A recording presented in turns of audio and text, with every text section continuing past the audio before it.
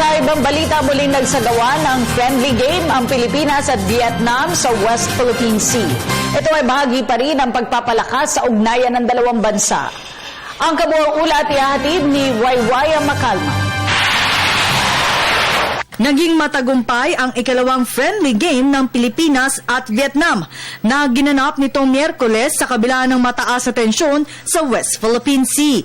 Ang dalawang claimant country ay nagsagawa ng football, volleyball, tug-of-war race at centipede race. Higit 100 sundalo ang lumahok sa mga friendly game. Ginawa ito sa Parola Island na isang military detachment at ikatlong malaking isla na may lawak na 12.7 hectares na aabot sa 200 nautical miles sa Exclusive Economic Zone o EEZ ng bansa. Nanalo ang Philippine Navy sa mga larong tug-of-war at sack race sa male category. Gayon din sa mga larong volleyball, football, sack race at centipede race para sa female category. Ayon kay Colonel Edgar Arevalo, ang misyon ng aktibidad ay upang lalo pang tumatag ang relasyon ng dalawang bansa. We're doing this not for China or against China. This is not directed against any other claimant countries in the West Philippine Sea. Ang gusto lang natin ipakita dito ay we are promoting peace, camaraderie, goodwill, exchange of ideas, comparing of notes, other areas, exploring other areas of collaboration and cooperation for both navies and claimant countries in that particular area. And then ito pa rin naman sinasabi and dictates ng ating ng Declaration of Code of Conduct kung saan sinasabi yung parties should not complicate or escalate situations. So itong ginagawa natin, it even promotes peace.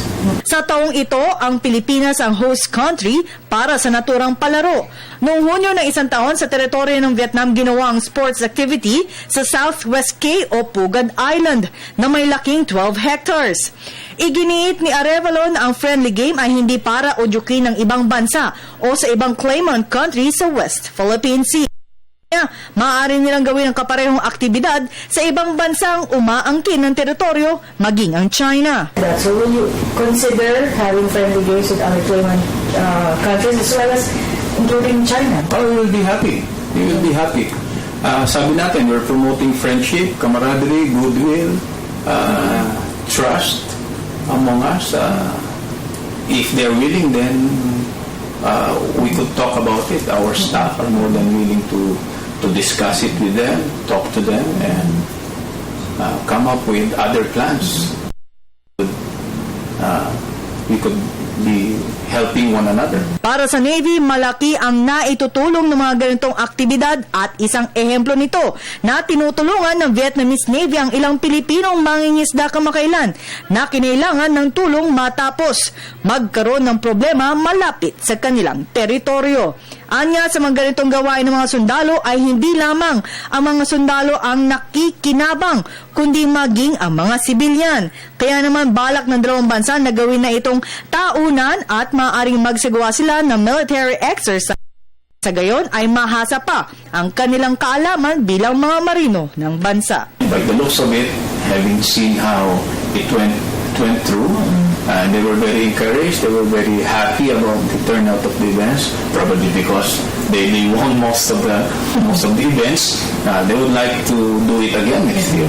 If it is going towards that direction, siguro mas mag-practice pa tayo ng gusto sa mga sporting events para manalo tayo dun sa mga sporting events. But as we were saying, it is we were able to show that second only to the love of the sports, the games itself, and the objective of attaining camaraderie, promoting peace and agreement and cooperation between and amongst members of the two navies. Para sa Telebisyon ng Bayan, ako si Waywaya Macalma.